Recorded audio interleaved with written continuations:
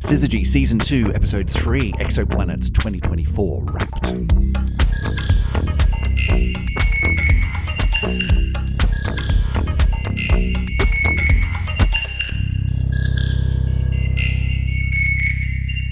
Well, welcome back to another edition of the Syzygy podcast. My name is Chris Stewart, and I'm sitting at the round table in the office of Dr. Emily Brunsden. Emily, how you doing? Hello, I'm doing well, thank you. Good to see you again. Nice to be back again in this season of Syzygy, where we're looking at exo-stuff, stuff beyond our own solar system. We're doing episodes like last time we did what did we do last time? Exo-comets. Exo-comets, yeah. And the time before that, it was exo-moons. So we've got another exo-themed episode coming up today. But before we get to that, little shout out. We had a couple of nice emails that came through from Patreon this week.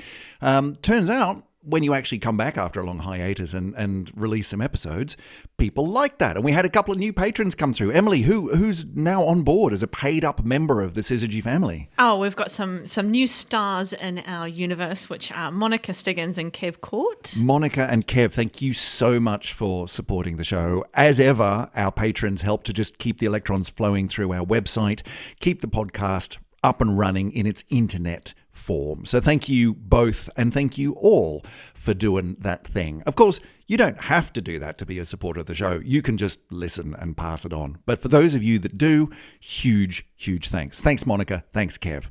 Now, back to the show today. We're talking exo stuff in this series. Today, we're going to get back to the OG of exo. Exactly. Which is exoplanets. Yeah, right? Why didn't we start here? Well, I don't know. I mean, that's obvious, right? I think if you go in with the obvious one, you're leaving yourself open. I think you're leaving yourself exposed. I think leaving that for this episode is a good idea. But exoplanets, we've covered that many times before. So what are we talking about today? Well, we're kind of going to do a little bit of a 2024 in review because although we've talked a lot about exoplanets and we've often talked about, I think, very specific exoplanets that have been discovered recently. Some weird thing orbiting some weird star, yeah. Yeah, exactly. But I think it's nice to kind of come back to this in a more general sense because the field of exoplanets continues to grow. And it's an interesting field because it's not kind of linear. Isn't that now we found 400 exoplanets last year, so we're going to find 800 exoplanets this year. Right, it doesn't work that way. It doesn't work that way for very good reasons. And so it's nice to just sort of come back and draw together, I guess, the overall picture of where we are with exoplanet science. Look at maybe a couple of the really cool exoplanets we did find this year because you kind of got to. I mean, we keep finding good ones. Yeah, exactly. Yeah. But then maybe I think we'll wrap all the way back around and sort of say, well, what are we still looking for then? Okay. All right. Well, let's kick this one off then. Emily, 2024, state of play of exoplanets. Where are we at? Well, today is the 22nd of November. So as of today, we have found 5,788 confirmed exoplanets. 5,788. Now, I seem to remember that when we first started talking about exoplanets on this podcast, which is a number of years ago now, though I hate to admit it, how many years ago that probably was, the numbers were in the 4,000s already by that point. Have we, are things kind of steadily kicking along that we're still picking up roughly the same number every year? Or was there a big burst when we discovered huge numbers and then it's gone a bit quiet? How is this playing out? Well, it's quite variable, and it's quite variable because it depends on the missions that are live at the time and also the techniques that are related to those missions. So of those 5,788, actually, I guess, it's slightly less than half now, but 2,778 of those, so yeah, just less than half, were from Kepler. So Kepler was 2014 to 2018. You're looking at me like I should be able to fill in those numbers. I've got nothing. But let's say for the sake of argument. Somewhere around there. Yeah, in the mid-20-teens. Yeah. And 571 of those planets are from TESS, so the transiting exoplanet satellite that we know and love. So that's not, that's a reasonable chunk of it. Yeah, that's a large proportion. That doesn't actually make up that whole number, right? No. That's around about half of those exoplanets we're now finding through other techniques. But the big jump, I guess, if you think about the number of exoplanets that we found over time, that was 2016. That was the first Kepler dump. That was like 1,500 planets in 1 year. Yeah, so that was a big step in the numbers in the catalogues. Yeah. Because that's what Kepler was for. Yes. Right? We'd been finding like a whole bunch of them before that, but then let's make a mission out of this. Let's send something up and have a really good hard look. And that was the whole point. Yeah. Right? If Kepler hadn't done that for us, something would have gone very wrong. Yeah. So at the time that Kepler was conceived and built, we really only had a handful, and literally a handful, like 10 also exoplanets that we knew about. And when we launched Kepler, got it up in the sky, started observing. So Kepler just chose a bit of sky and stared at it for 4 years and just waited for some of these exoplanets to go in front of their host stars and therefore cause a dip in the brightness of those host stars. That took some time, right? You had to stop and look for a while until you had enough data to say, first of all, oh yeah, that's a dip. But then second of all, that's just not a random dip. That's happened again, and therefore the planet's going around and around. That's the thing, is that, one data point is just one data point. That could have been an exoplanet. It may not have been an exoplanet. You need to kind of back that one up. And that means that, as you say, you've got to sort of just sit there as a robot in space, pointed at a bunch of stars, waiting and hoping and seeing which ones actually follow up. Yes, and that's what it did, and we got a couple of thousand out of it. Yeah, well, that's it. And so if you compare 2016, where we found around about 1,500 exoplanets, to this year, you're going to be a little disappointed, I think, because this year, to date, we've found 239 exoplanets. That's less. That is definitely fewer. Yes. Yeah. Now, why is that? Is that because we just don't have the missions up there going at the moment? Or is it because the nature of exoplanet hunting has changed? It's a bit of both, I think, actually. So first of all, and in addition to that, it's because we've found all the easy ones. Right. All the low-hanging fruit's gone. Yeah. So, Kepler has finished its mission now. We've got TESS that's ongoing. TESS has done a full sky survey now, coming up 3 times. So we've seen a lot of even the easy stars that we would expect to see exoplanet transits for. Well, the easy ones we would have seen in TESS, we've already seen as well. So as you say, the easier ones, the low-hanging fruit, we've found those ones. Right. And so it's not like, you said, Kepler picked a part of the sky and stared at it for a really long time. You could say, well, why don't we just pick a different part of the sky and look at that for a really long time? And surely you should get an equal number over there. But have we kind of done the sky? Well, now? You probably would if you did the same strategy, actually. That's a good point. So Kepler did the stop and stare for 4 years. TESS actually works really differently. TESS is an all-sky survey. So Kepler just looked at one small patch for a really long time. TESS looks at big patches, but for short periods of time, about a month at a time. Okay.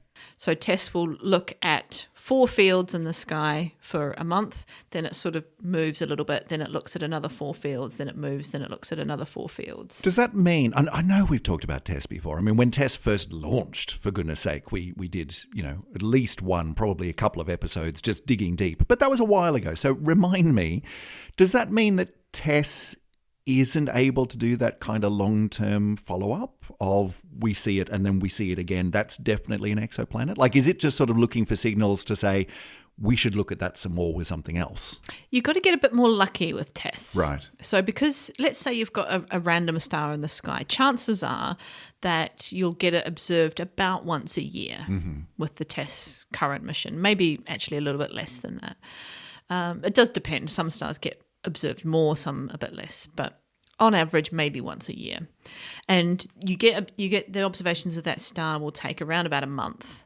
So if you have a very short period planet, so one that's whipping round in just a few days, you'll see it, right? Because you'll see if it goes around every 3 days, you'll see it go around and around and around and around and around in the TESS in one sort of sector. Yeah, but something more like, say, the Earth, which goes around once every, year by definition, that's going to be a lot harder. Yeah, to so spot. you'd have to be more lucky to catch 2 transits in those 2 Yeah. sort of times that you happen to observe that star. Yeah, yeah. So I guess coming back to my question then, does this mean that there's sort of a bit of a fundamental change in the way that we're thinking about looking for exoplanets? I mean, back in the early days, as you said before, while Kepler was being built and thrown up into the sky, we had a handful. And there were lots of big questions around, like, are these things everywhere? And what are they like? We've talked before about the fact that the earliest exoplanets were really big and really close to their stars, which is not normal in our solar system. And it kind of looked for a while like, wow, all exoplanets are like Jupiter. No, they're just the easy ones to see. And then we saw lots and lots and lots of others. But after a while, it kind of becomes do we need to find all the exoplanets? Or is it more about, let's go and have a look at the exoplanets that we've found or the interesting systems that we've found and understand those more. And so it becomes much less about, hey, we've discovered 3,000 exoplanets this year. And it's, no, we've studied like a small number really, really well. Yeah. And this is where you can boil down the differences in the mission designs are very deliberate. They're designed to answer different questions.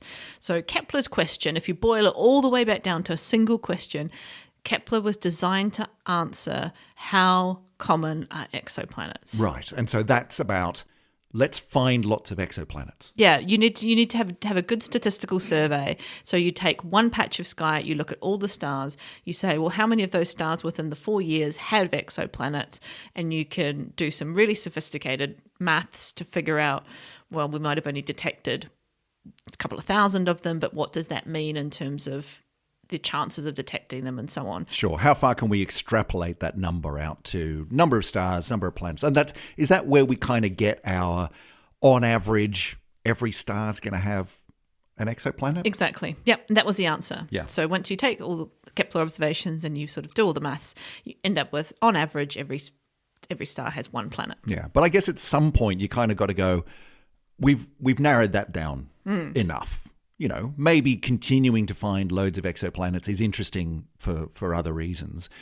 But we've sort of done that now. We kind of have that answer. So how have the missions then shifted? And what are we doing today?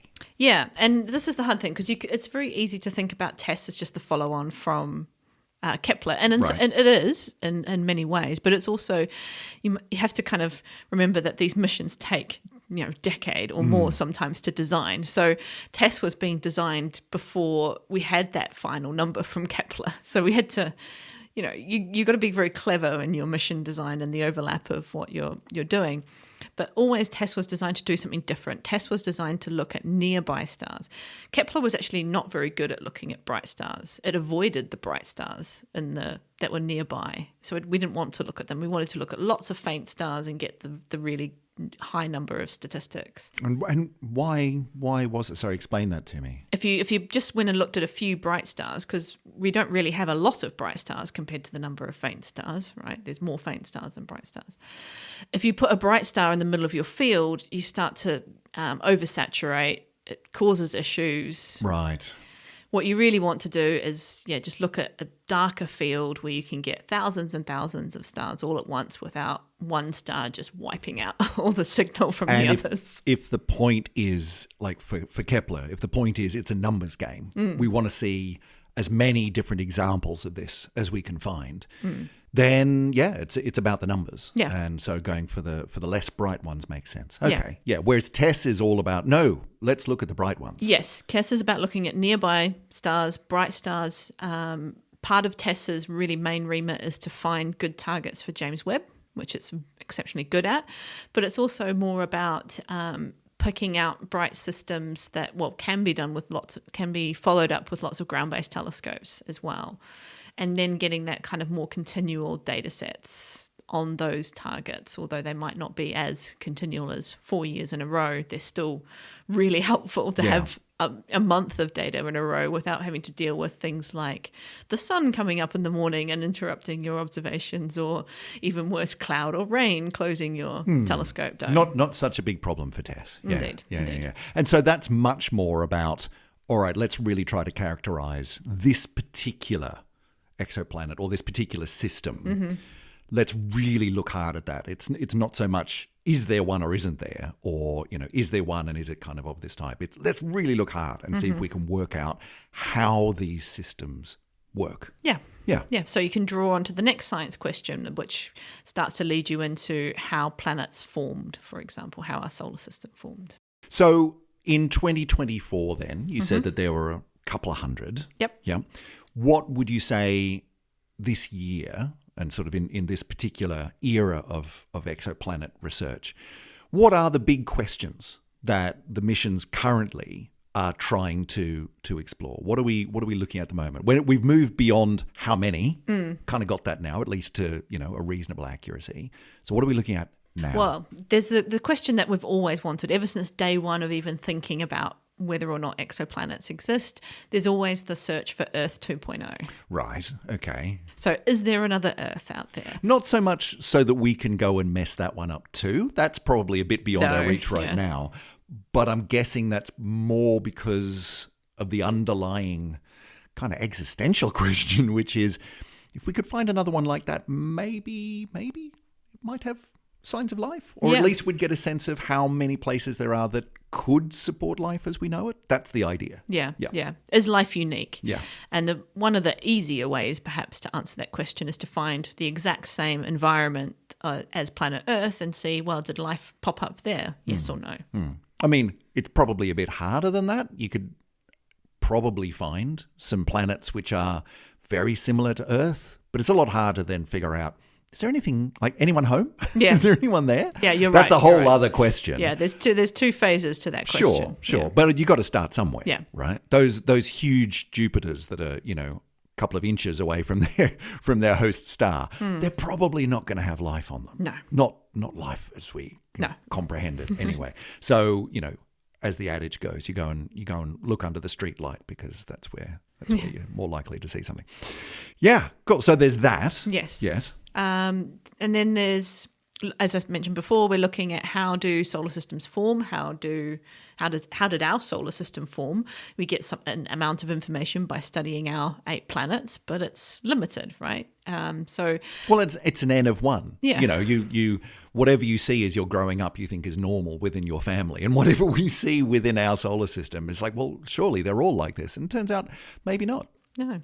And as is the case with much of astrophysics, actually, we don't have the time to sit around and kind of say, well, that's a solar system about to form, so let's just sit here and wait for 1 billion years and watch it happen. Keep an eye on that one. It doesn't work like that. So what we do instead is we go out and look at 1 billion other systems and say, well, that one's 1 year, that one's at 2 years, that one's at 3 years, and you can join the dots, basically, between the finite sort of evolutionary phases that you see. Sure. And so again, presumably, that's a stats game. Yeah. Right? Like you need as many examples of, here are a bunch of systems at roughly this stage, and here are a bunch of systems at this stage. What does the average system at this stage look like? What does the average system at this stage look like? Or what are the different pathways that they could take? That kind of thing. Yeah, it's like if you were to look at human aging and you didn't really know how humans age, but you only had adults, and you're thinking, okay, well, I don't know. You need to go out and you need to find some babies and some toddlers and some children and some old people as well, so that you can kind of figure out what that process is. Sure, that makes sense.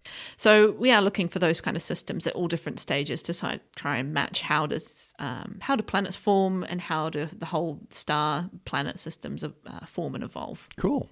But Emily, it wouldn't be a discussion of the state of play of exoplanets in 2024 without kind of digging into, but exoplanets themselves are kind of cool. Like we've talked before about some really amazing planets that have been discovered and inferences made about what conditions on those planets are like. I mean, some of them are absolutely bananas. Yeah. So are there any really good ones that we've found recently? I think so. Ones? So now, look, I'm going to make a confession. I did not do the research on all 239 exoplanets that were found this year. Emily, come on. I didn't read them all. What are you doing with your time? But I did read about a few, and I've chosen 3 that I think are interesting. Okay. And you can make your own judgment as to whether or not you agree. So this is kind of Emily's top 3. Yes. Yeah, okay. Yep. All right. So where do we start? Well, I thought I would sort of pick up a little bit on one that may kind of be linked to the topic of last episode. Right, which was exocomets. Yeah. Yeah. And if you remember, exocomets were these infalling bodies into stars, but they weren't comets as comets in our solar system.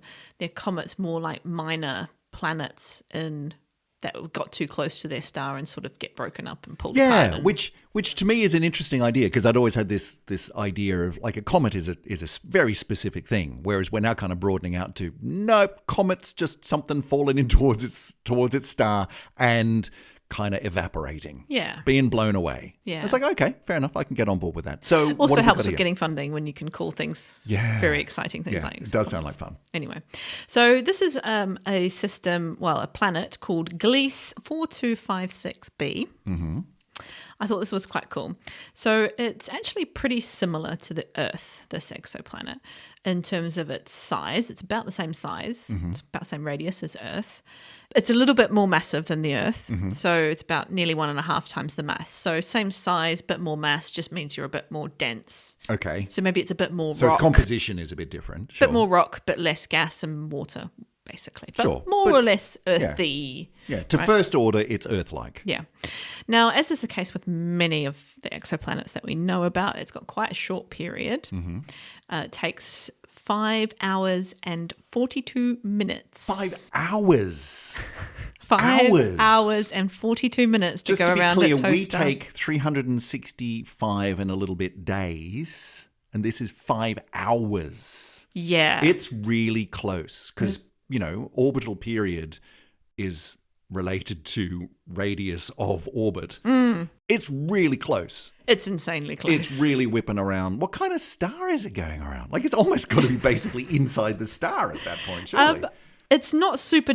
it's a little bit cooler than the sun, but not particularly different. Yeah, so it's a crazy system. And this is... I can't remember, they call them like super fast planets or super speedy planets. Yeah, these ones that go around in less than a day. They are crazy. So absolutely crazy. This doesn't fit into the category of potentially, Earth 2.0. there's not going to be anything alive on this planet. No. If you were going, no. This is way too hot. No, this is not an Earth twin. What it is, though, if there is something alive, it's going It goes past. Very nice.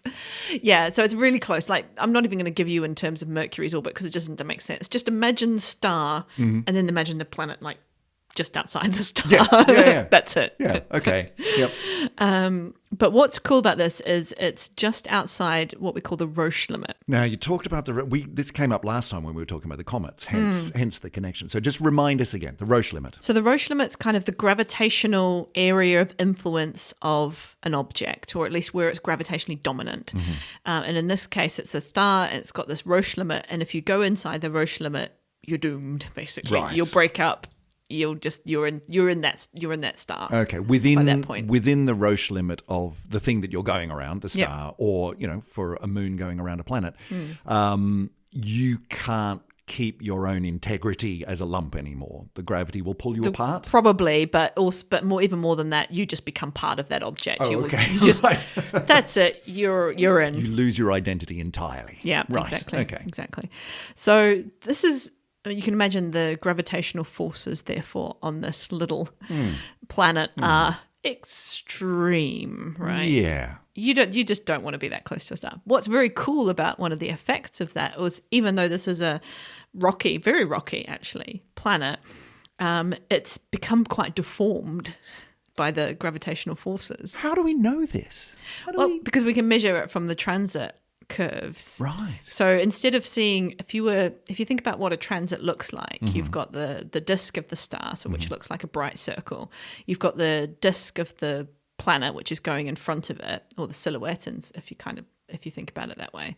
And that's a circle. If you've got a sphere, right? Planets are typically spherical, so you get a circle, a black circle that goes across. I'm imagining, disk of star, dark disk going across in front of it. Yeah. And so the dip that we see is that little bit of black blocking, the planet blocking out some of the light. Now, to be absolutely clear, like Like, no one's looking through a telescope and watching that happen. You're inferring this from the data. Yeah. Right? Yep. You're inferring it from the brightness measurements of that star. So are you telling me that you can see the difference between a spherical planet and a deformed planet from that data? Yeah. Wow. That's actually, well done you, Yeah, collectively. Yeah. Not me personally, but Although I guess- other very clever people. I guess if it's happening every 5 hours, like, you'd build up a bit of data on that. Yeah, and it's all to do with as it moves onto the disk of the star and as it moves off, because that's where you're going to see differences. Right? Yeah, okay. And the fact that you've also got a rotation axis somewhere in there as well. So in this case, what you've got is something that's 10% longer in one axis than it is, say, taller in the other Wow, so axis. it's really quite sort of squashed and stretched out. So we talk about the Earth, right, as being an oblate spheroid. Which is Yes. one of the favourite things you learn, probably at school. Whereas all of the pictures that you see from, the famous photographs taken from space or from the moon or whatever, like, the Earth looks round. It's pretty round. It's pretty close to spherical, but it's not. But it's not. It's a little bit squashed, Yeah. But this is very squashed. This is like... This is very oblate. Yeah. Yes. Yeah. So you get this kind of... it's... I'd hesitate to say rugby ball shaped because it doesn't have the pointier bits, but it's kind of it's towards a rugby ball shape. In that kind of direction. Yeah. Wow. Okay. Yeah. So that's quite cool. And you can imagine that's got a rotation axis as well, so that will change how much it's blocking the light as it goes around as I'm well. still amazed that you can tell that. Yeah. Like, that's really quite extraordinary. It's very cool. Very cool. So this little rugby ballish, blobby planet whizzing around at a stupidly fast speed around its host star, it's just outside this Roche limit.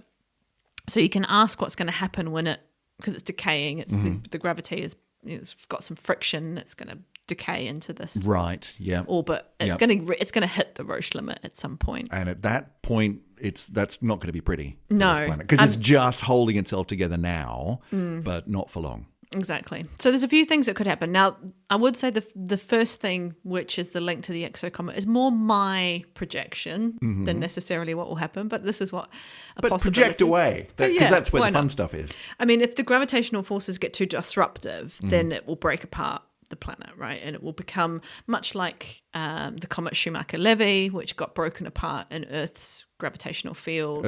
Jupiter's. Jupiter, sorry, yeah. Yes. I think we would have field. noticed that if it happened to Earth. Yeah, that's true.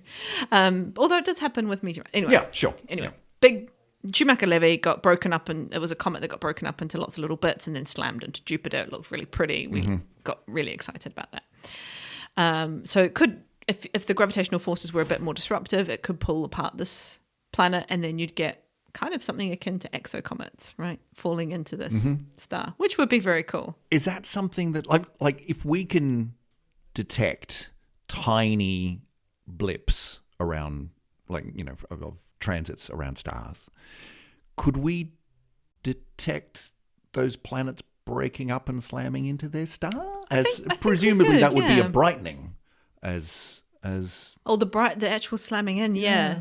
Good question.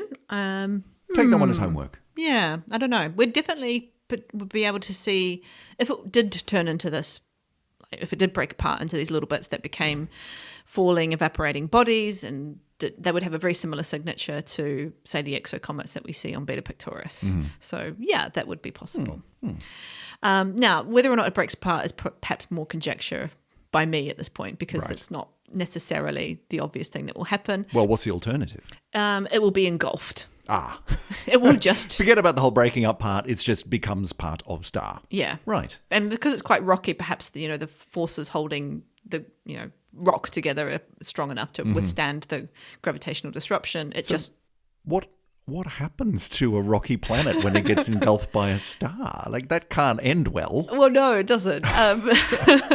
Well, it's almost like you're just taking a lump of rock and chucking it in a big soup of lava. Right? Yeah. That's some analogy. So planet just sort of melts away. Yeah. It's gone.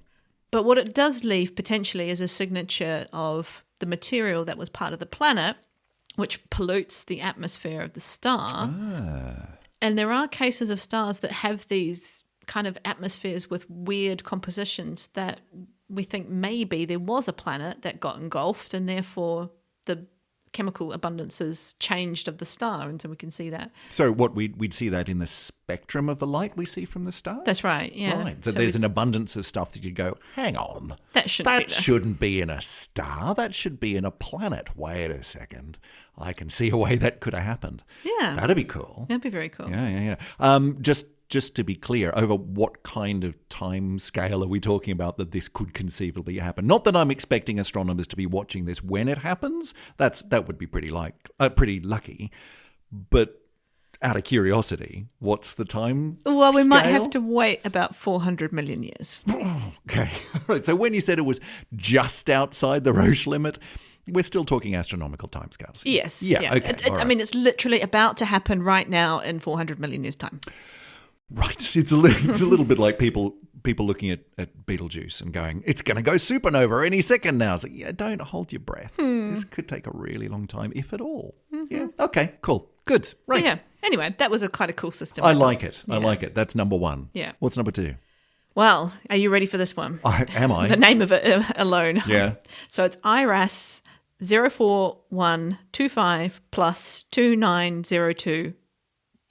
That just rolls off the tongue. I was going to give it I another hope it's name. got a story which is more interesting than its name. I mean, we can call it Maud. I don't know. Maud? Why Sure. not? Why not? Okay. Yeah. Is there any particular reason for Well, Maud? we normally or- go for something like Bill or Steve, but I thought we need to improve Maud. the gender balance Okay. on So tell me the about random Maud. names. Why has Maud stood out for you in this particular Well, this is an exciting one because list? the publication for this star came out 2 days ago. Hey, so Maud's brand new. Yeah. This is the youngest transiting exoplanet we've ever found. Okay, so explain that to me. The transiting bit, I get. That's Yep. where you see the dip in the star's light curve, right? Yep. That's where you see that light curve. But youngest, as in what, most recently formed? Like it's a Yeah. brand new baby. brand Maud new. is a brand new baby planet. Yeah.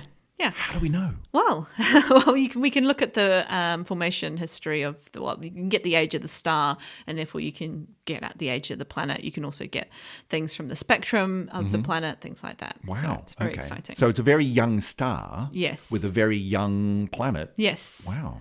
So it's only 3 million years old. That's pretty cool. Again, astronomical timescales boggle the mind. But 3 million years is that's not much. It's not much. It's really breaking the record quite significantly here because the young planets that we have been finding with transits, the youngest have been maybe 10 to 20 million Okay. years old. Yeah, so this is a lot younger. Yeah. It's And really I mean, cool. 3 million sounds like a heck of a lot by human time scales. But I mean, on our own Earth, which is, how old's the Earth? Like Four and a half billion years? Like 3 million, like that doesn't even get us back towards the dinosaurs. No. Like dinosaurs are tens of millions, right? So exactly. that's pretty young for the actual formation of a planet. Exactly. Yeah. Yeah. So this is really cool. So the weird name, by the way, comes from it's a catalog number. I figured. Yeah. So a lot of the times when we set up a new mission to observe a particular set of the sky, there'll be new catalogs generated for big new surveys, basically. So Kepler, for example, every star that's in the Kepler field has a new catalog number that's called a KIC. Okay, that makes sense. Every star that TESS observes has a new catalog number, which is called the TIC, T-I-C, TESS input catalog. This comes from a survey, IRAS survey, and it's actually the numbers are all based on the coordinates in the sky. Okay, So that that- makes sense. But we'll just call it Maud. Yeah. I like it. Yeah. I like it. Do we know anything else about this planet or just that it's a little baby? It's very cool, actually. So it's a big planet. It's about a third the mass of Jupiter, which is 90 odd times the mass of Earth. So it's a big planet. So is that some kind of, like in terms of our own solar system, is that sort of, have I got that right? Is that sort of Neptune, or Neptune's bigger than that? No, it's much bigger than Neptune still. Okay. Neptune's about 14, 15 okay, times right. the mass of Earth. Yeah. So Jupiter's probably the best anchor point. Right, it's a Jupiter-ish planet. Yeah, about third the mass of Jupiter, but about the same size as Jupiter. So again, what that means is that you've got the same volume of Jupiter, but you've only got a third of the mass, so it's quite a puffy planet. Okay. Quite low density. Is that what you would Jupiter. expect with a very young planet? I mean, I'm imagining things sort of forming out of the great cloud of stuff that was around as the star was forming, as the planetary disk was forming and so on. Would you expect things to be much more puffy as they're... Well, this is where it gets really exciting, this big puffy planet, because that puffiness comes from lots of hydrogen and helium. Now, the other thing we know about it is that it's also really close to its host star, right? So in this case, it's 8% of the distance between the Earth and the Sun. Right, so 8%, that's really close. That's really close. It's not quite at the 5-hour stage, but it's pretty quick. It's about 8 to 9 days. Right. It's to still go around, yeah. pretty darn quick, particularly for something that big. Yes, exactly. So it's within the orbit of Mercury, right? So that's exciting that you've got this. This is a hot Jupiter, right? By definition, it's the size of Jupiter. It's really close to its host star, so it's really, really hot. Yeah, and those were like we were talking earlier about the low-hanging fruit. That's the kind of low-hanging fruit that we found very early on, wasn't it? It was the ones that do the transit like pretty regularly. So they're easy to spot, and they're really big, so they're easy to spot. Yeah, so this is a classic one of those? Yeah, well, yes. I mean, it's a classic, very young one. But there's the difference between this one and your standard hot Jupiter, which is going around a sort of standard star, is that we know it's very, very puffy. It's got all this hydrogen and helium. But we know that it can't have got that hydrogen and helium and formed where it is. It can't have formed in situ. Oh. Because the hydrogen and helium is just not there. Is there a bit of a mystery here then? Well, not really, but it's something that adds a bit of time scales to some processes that I think we've talked about before, but we can quickly recap. Sure. So hydrogen and helium are very volatile gases. They don't last close to a star. The star's solar wind ionizes them and also pushes them out to the outer bits of the solar system. They're the lightest of the elements, so they get pushed the easiest. Yeah, so that's why we don't have a hydrogen atmosphere on Earth, why we, or Mercury or Mars or anything like that. It's all out in the outer solar system, the gas giants Jupiter and Saturn. Okay, yes. Were big enough to hold on to those gases. I've got enough gravity to hold on to those volatiles. Now, the snow line, we call it, which is sort of the freezing point, if you like. If you take the sun as hot, the outer solar system is cold, you find the point which is at 0 degrees, or the freezing point of water, then that's what we call the snow line. And beyond that, it's kind of where you expect to find ice and volatiles and all that sort of stuff. So that's where you get your big giant planets forming. So this planet must have formed beyond that snow line, right? Because it needed to have these. Right, it had to get the hydrogen material and the there. helium from somewhere, and the only place it could have got that was outside the snow line. Yeah. Okay. So within the planet's very short lifespan so far, the 3 million years, it's formed somewhere out beyond the snow line and then migrated in to be very, very close. Yeah, a long way in. Yeah. Yeah. To be to the host star. How does that happen? Does that imply maybe there's another object? I would say it's probably pretty likely. Yeah. You need to have gravitational interactions, almost like a dance of gravitational angular momentum exchange between different large planets to move things around significantly. So what, like a binary star system? Or you'd see, like, other big know planets. that. Other big planets. Yeah. Yeah. So this is a pretty strong sign that whatever B, Maud, is not alone. Yeah. There's a C there somewhere. Yeah, probably, actually. Yeah. I hadn't thought about that too much. But yeah, there's got to be something that's disrupted a very stable orbit out beyond the snow line. Well, that's cool. So it's not just the youngest, but there's a bit of a mystery here.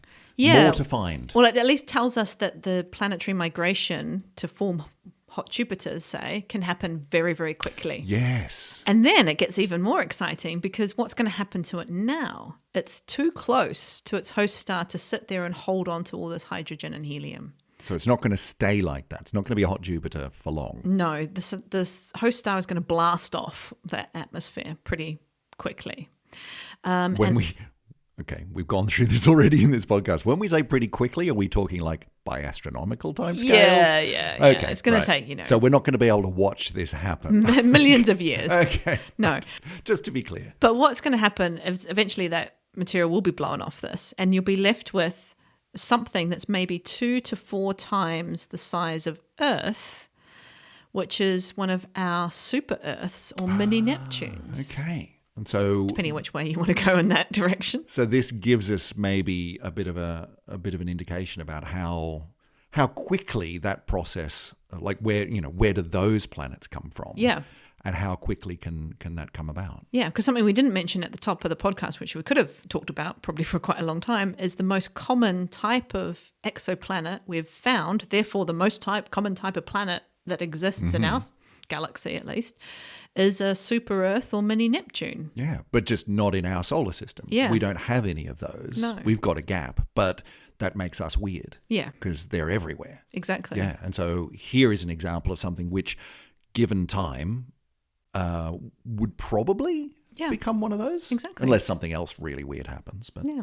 So that's quite cool. Yeah. This is how you form some of those. Because it's not obvious to us how you form some of these things because we don't have one. So we don't have the close-up example to say, oh, well, it's got this particular chemical composition, it's got these ices, it's got these gases, therefore you can sort of figure out how it formed. Sure, you can reverse engineer that within our own solar system, or at least you could if we had one. Exactly. So all we can do is look at all the other ones in the universe or in the galaxy and go, all right, what can we infer?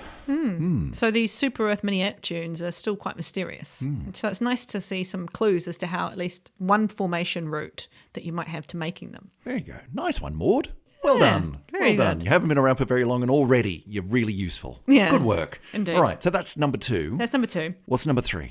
Well, number 3 is actually, I'll give you its telephone number as well. It's a tick one, so it's come from the TESS input catalogue, 241249530B. Very nice. This is a cool planet. I think it's cool because it's different. It's a bit unusual. So the way that we understand planet formation is that planets form at the same time as their host stars. And the host stars form out of a disk, and you get the star drawing in a lot of material, which eventually becomes the star. And then you're left over with this disk, which then the planets just sort of form out of the leftovers, right? That means that when you see a system, much even like our solar system, all the planets are in the same orbital plane, more or less, where the disk used to be. They're all lined up to the equator of the sun. So that means the sun's going round. If you imagine where the equator of the sun is, all the planets go around the sun. We're all going around the same direction, and we're all going around in more or less a nice circle. Yeah, pattern. there's a very clear plane of all the planets to within slight variations and wobbles. But yeah, it's pretty clear that all the planets in the solar system have come from the same disk. One large three-dimensional cloud is kind of flattened out with its rotation down to a disk, and that's where we all are. Yeah. Okay. This is an example of a planet that is very weird. It is not going around in a nice, perfect circle. It's not that. Nothing anywhere close to being a perfect circle. It's very eccentric. Right. So very elongated orbit. Yeah. Gets very close, gets very far away. Yeah, Right. but like a comet, actually. Yeah. So it gets really, really close to its host star and then goes really, really far away, and it's a very long, thin oval, if you like, as an orbit. So that's already quite weird. That doesn't happen all that often for planets. And then just to make it a little bit weirder again, it's a retrograde planet. Which means it's going the wrong way? It's going the wrong way. I don't know if anyone's told it this, but... As in, like, is that defined by the star is rotating one way, yeah, but the planet's going the other way? Exactly. And that's, like, in terms of angular momentum and the way these things happen, like a cloud collapses down to form star and planetary disk. It's all swirling around, like water going down a plug hole. Yeah. And it's a bit like water going down a plug hole, and you just suddenly see one bit of that water which is spiraling the other way. It's just not allowed. It's like, it's not going to happen. No. You're not. So what happened here? Well, the reason why I started reading this, I thought, oh, that's really exciting. That must be a captured planet. Yeah. It's not a captured planet. It's not a captured planet. Not a captured so planet. how else do you get a retrograde planet? Well, this is it. This is so the idea with the study that on this particular system is that this might actually start to give us more information about how on Earth you get hot Jupiters. Because hot Jupiters should not happen. Right. For the reasons we've discussed. They don't form that close to the star. No. So they have to get in towards the star somehow. Yep. Right. But even that process of we've glossed over that process of getting in very, very heavily. Hand wave and very large planet suddenly very close to star. And there's a good reason for that. I mean, Sure. it takes, thousands of hours of supercomputing time to even model our solar system, how the orbits of the giant planets have changed. And, we think that probably Jupiter and Saturn switch places at some point. And cool. That's minor angular momentum exchange in regards to, and compared to moving Hot Jupiter would next be to the major sun. angular momentum exchange. Yes, okay. Something big happened. Yeah. That's hard to model. It's very hard to model. But what we're seeing here is perhaps one of the intermediate steps between planet formed out beyond the snow line and now planet is in a nice tidy orbit close to its host star. Right, okay. So reading between the lines here, are we kind of thinking maybe planet forms long way from star, right? Planet gets a kick, presumably from other planet, Probably. and gets pushed into this wacko, eccentric retrograde orbit, which brings it down close to the star and then way far away, and like your classic sort of Halley's Comet style orbit. And then what? At some point, we imagine in some instances, it gets another kick that puts it into an orbit closer to the star. Or is that the idea? Or it would just decay. Okay. And so you lose energy out of the system slowly over time, and so that will decay. And much like if you can think about it as there's a potential minimum, so everything wants to come back to a sort of certain ordered state, or at least close to an ordered state, and so that is more of a circular orbit, so that we'll lose energy, much like comets will eventually lose energy and either get lost out into the Kuiper belt or fall into the sun. Right. Those are kind of your options. Yeah, maybe think of it in terms of every time this honking great planet comes quite close to the star, like it's going to be losing energy, and it's going to be losing a lot more energy on that part of its orbit, and so that's just going to make it decay down to closer and closer to, it's just going around in a much closer orbit, and eventually it will just be in a circular orbit. Yeah, okay. Possibly retrograde, or eventually over a very long period of time, perhaps Maybe that will reverse at some. I can't think of an exact mechanism I off the top of my head. I'd need to see the modelling of that. Yeah, but that's kind of wild. Yeah, maybe you do need a third body for the reversal. But it was just an interesting sort of joining up of the dots, because coming back again to Kepler, when we first saw these hot Jupiters, that we were just like, well, you see one and you think, oh, that's a bit weird. Okay. Kind of cool. Put a pin in that. We'll come back to that later. And then you see 10. And then you see 100. And this you think, is pretty common. They're still very, very rare, but we found a huge number more than we were ever expecting to see. So rare, but far more than you'd think. Yeah. So it does kind of leave the question hanging, which is, we do kind of need to explain this at some point. Like, we can't just sort of say, that one was weird, wasn't it? That 100 were weird, weren't they? It's like, we need an explanation. And so it's really kind of cool that in this sort of top 3 exoplanets of 2024, we've got one which is a hot Jupiter, but it's really young. So we now know that can happen really early. And we've got one which is like maybe on its way to becoming one. But just these are bits of a puzzle being stuck together. Maybe we've got a corner piece over here or something down the side, or there's a bit of the picture forming in the middle, but the picture's forming, which is cool. It is very, very cool. Yeah. So I chose all these ones. None of them are obviously things like this is Earth 2.0. No. I mean, there's been some of those. We found one of the smallest exoplanets, for example, this year that we found. It's about the size of Mars. That's kind of cool. There's been other ones like worlds that have half a side of lava because they're tidally locked, so they have one face which is always towards the star and it's very close, so it's a bit melty. When there's even been a planet that has been discovered to a brand new detection method. So not transits, not any of the other detection methods we talked about. There's a new one on the block. Which is what? It is to do with the disk kinematics. I didn't look into it too deep because I thought, well, out of all those ones, let's just go with these cool ones, because there's actually a little bit of a theme in those three, and that they're all to do with evolution. And I'm quite interested in how our solar system was formed, how other planetary systems are formed, as we thought about. It's one of the key sort of science goals of exoplanet science generally, apart from just is there life in the universe?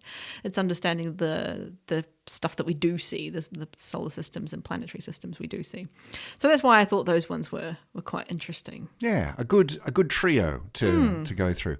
So that kind of gives us a good sense of where we are today, 2024. As you said before, we're recording on the 22nd of November.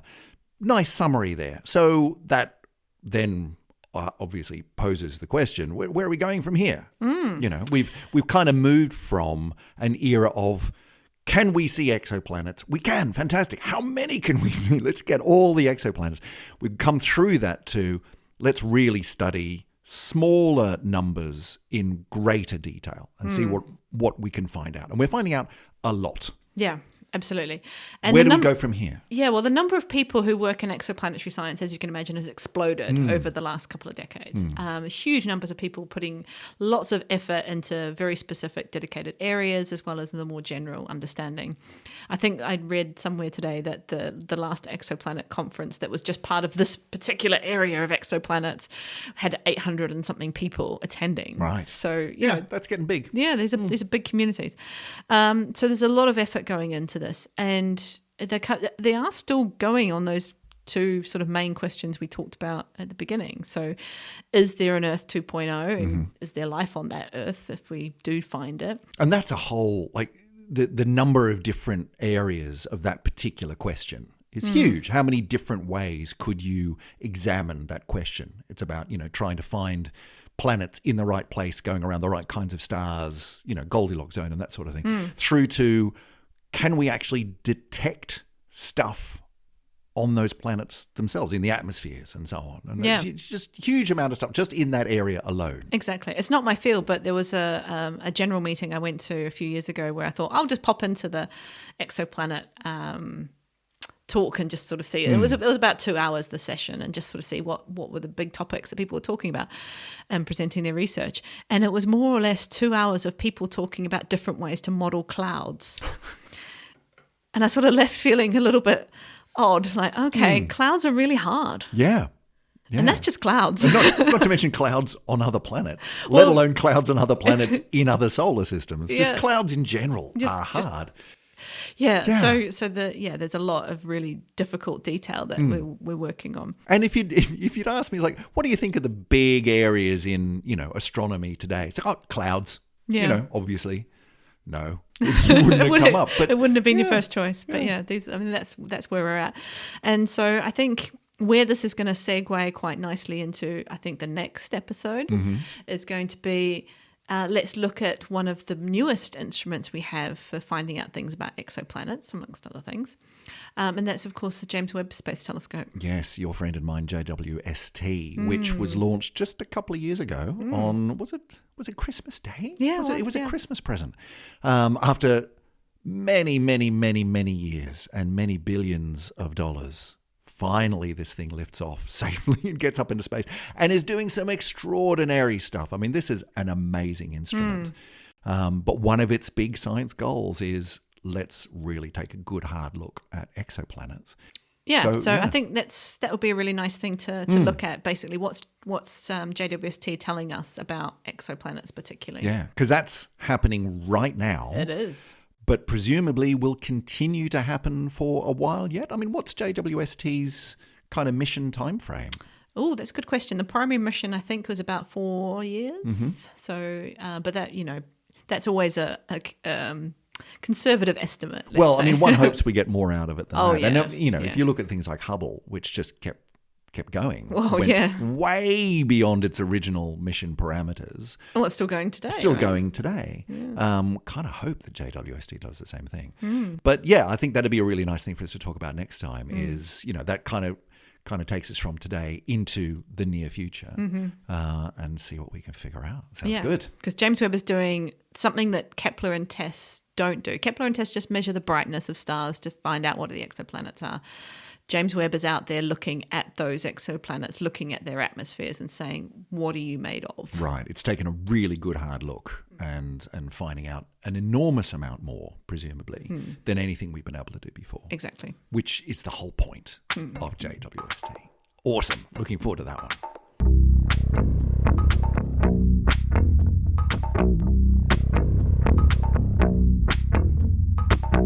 So that gives us, Emily, a pretty good update on where we are with exoplanets. And I mean, that one's been a little while coming in this season of exo-things. We were going to do exoplanets at some point. And so thank you for giving us been on the board for a while. The update in 2024 as we currently stand on exoplanets, and for giving us your top 3 of exoplanets for the year. I really like that there was a bit of a through line there, a nice little theme. Yeah, I feel like I've just jumped ahead of the kind of December lists of these are the best things of 2024. Well, you're getting in early, and you know, if people want their exoplanet delivered in time for Christmas, I think it's important to consider these things now, you know, because shipping times can really stretch out in late November to December. So get your orders in early, kids. But look, Emily, if people wanted to get in touch with their ideas for a top 3 list of exoplanets from 2024, if they disagree with your picks, or indeed anything else at all about the podcast, how conceivably could someone get in touch with us here on the show? Well, thanks to our wonderful Patreons, we do have a website. Yay! Which is Still syzygy.fm, syzygy.fm. And that is got a wonderful little button you can click which says send my amazing comments to Chris and Emily. Yes, and a little email pops into my inbox, which is always exciting to see, where it says from the website, here's someone saying something interesting. It's always fun, except when it's spam, and then that's not so much fun. So yes, you can get in touch with us that way. And while you're on the webpage, of course, you can go back and listen to all of the previous 120 something episodes that we've got going all the way back to episode dot. But most of those are in Series 1. Here we are in Series 2. Took us a while to get onto the idea of series. But anyway, you can also find us on a few of the social medias. So just go and search for us at SyzygyPod. And if you want to support the show through Patreon financially, as our new members, Kev and Monica have done, you can go to patreon.com/syzygypod and find us over there as well. But otherwise, the best way to support the show is, as ever, just keep listening and tell people about it. There's this amazing show where they talk about awesome exoplanets doing awesome things. Just spread the word. That's all we ask. The other thing we ask is tune in again next time when we're going to be talking about JWST and the immediate future of hunting and categorizing exoplanets, exploring exoplanets. So until then, Emily, catch you next time. See you later. Bye, everybody.